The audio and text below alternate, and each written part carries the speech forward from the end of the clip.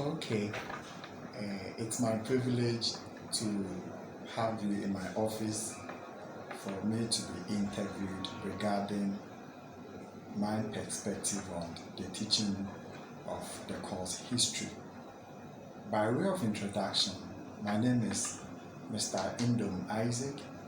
I am a history lecturer at the Department of History Education, University of Education, and I'm so happy that I'm called a historian. I mean, a young historian, if I should put it that way. That history, it's really good and it's really relevant. And out of my ardent studies, today I found myself as a young lecturer who teaches history.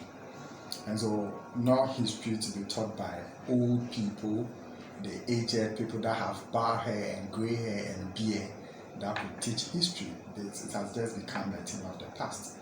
And so I must say that I'm privileged that such a program you have called on me to share my rich experience on the teaching of history or any other ideas at all that emanate from the teaching and the learning of history as a course. Now, regarding your question on the general perspective about history, naturally, history as a course, as a discipline, has the nature and the form of learning things of the past. We may not be relevant looking at what is present. Even looking at the present, we should still date back to what we know in the past. That might be a continuation of what was in the past with today's own. And so history by form of its nature deals with aspect of the past, deals with what is relevant in the past that might have found its way into the present. And so we look at three main streams in the study of history. We look at the past, the present, and perhaps how we can even predict the future or how this historical past may shape our future events and future developments. And so history deals with these three main strands, and that is the general. But often, people have seen history to be archaic and not relevant and need not to be studied because it deals with a whole lot of dates, events, the location that the events, and even the historical characters that were really taking part of this historical event, if really it was about events of human characters. But we should know that history does not concern itself much with the historical dates that students may find it difficult to memorize them and write them in exams and all that. But we look at how relevant the event is and how that event really led to another event or saw to a revolutionary change in the human life and human existence. And so it's not everything that constituted history, though everything could be having a past, but not in every other past can constitute history. And so historians deals with the relevant events. We may look at the dates to be more significant so that we can look at the timing or the time frame. So having looked at this, it means that most people find it difficult understanding the whole idea about history and the study of history because of they not seeing it to be relevant and the difficulty of knowing the dating, the event, the place of the event, as well as the historical significance of such events. And so we just want to throw it away and say that historians are only having a nostalgia for the past, but not really a nostalgia, but the relevance and the importance of these events that we study them, which may have a direct impact on life, the present life, because life itself is an overflow of river one stream, and the past, the present, and the future all are in that same single line or that same linear line, past, present, and future. And so because things are continuity,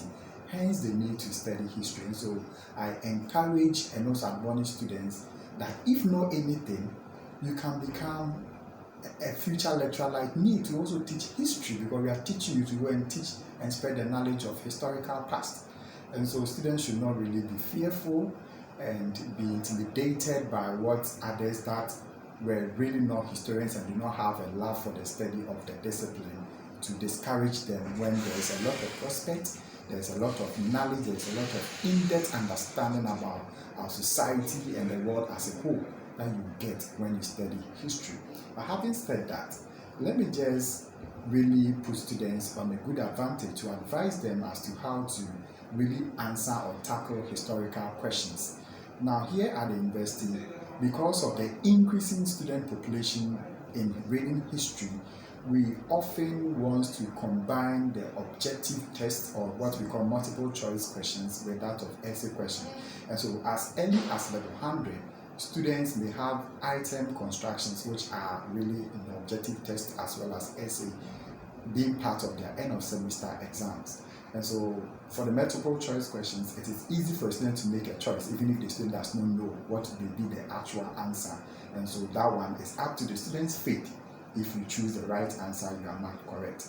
But let's look at how to tackle essay questions.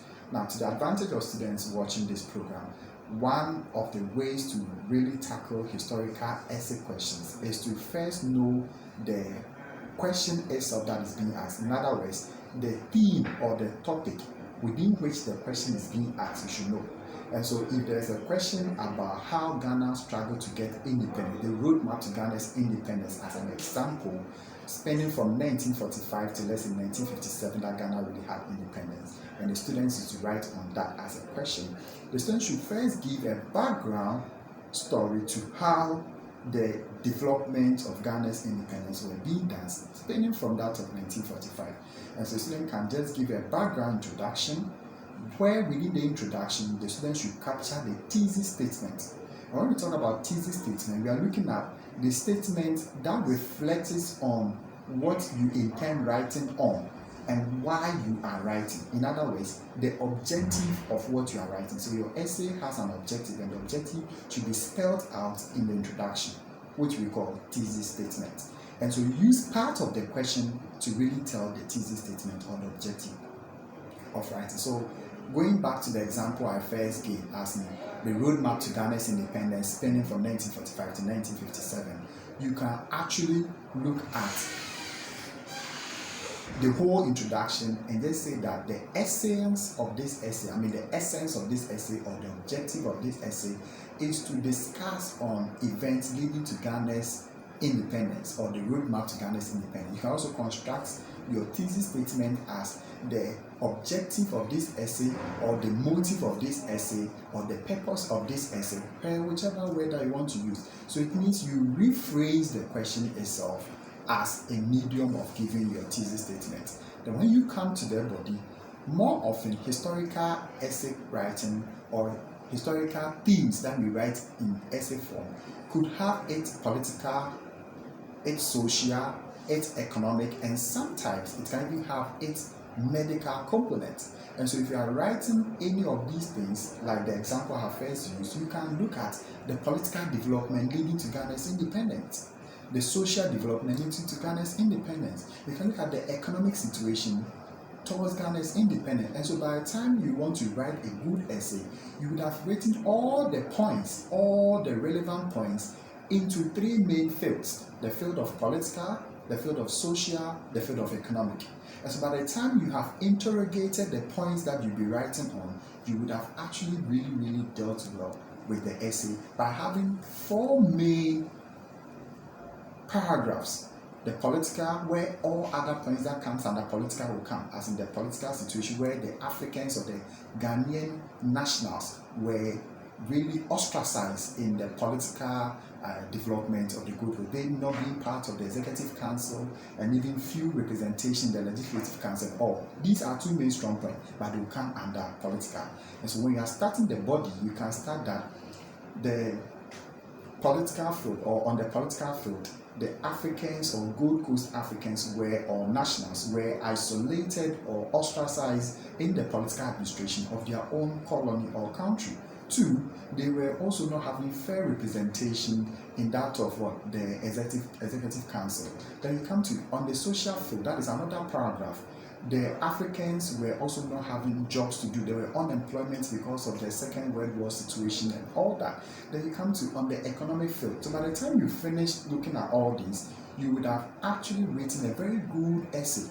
But we should take note that before you add another point to a point you had already raised, you should be able to bring these linking words that we call more so, also, in addition, Furthermore, in addition to like that one you are just adding up. But if you are to look at the questions that you are to actually distinguish between two things, in history we are not scientists where we deal with physical science that we draw tables to differentiate between two components or a group of items. In history we deal with writing, but history itself is a language oriented program, and so we communicate with language. You don't draw tables when you are to distinguish. You rather use words like in contrast to, the first point raised, in addition to the above, however, not in line with. All these expressions can help you to distinguish between two main components of things that you are actually to really write on. And so there is more to be talked about, but more often students are being briefed on what they should expect in their end of semester exam. And so if a lecturer is giving you questions that are essay prototype, he will actually let you know what he really wants before the exams come, because it is a fair deal and a good way of assessing students to let the student at least have a gist and a picture of what they are to expect in their end of semester exams. And so on that note, I'll end today's conversation here, and I'll encourage students to really have it that history is not really difficult, and there is nothing that is really difficult. If you are really determined and willing to really have it achieved, you can actually make it, as we are examples of those that have actually made it. And so we are not superhumans. You could also equally make it and make it better than what we have. On that note, I wish students all the best to my history students. Thank you.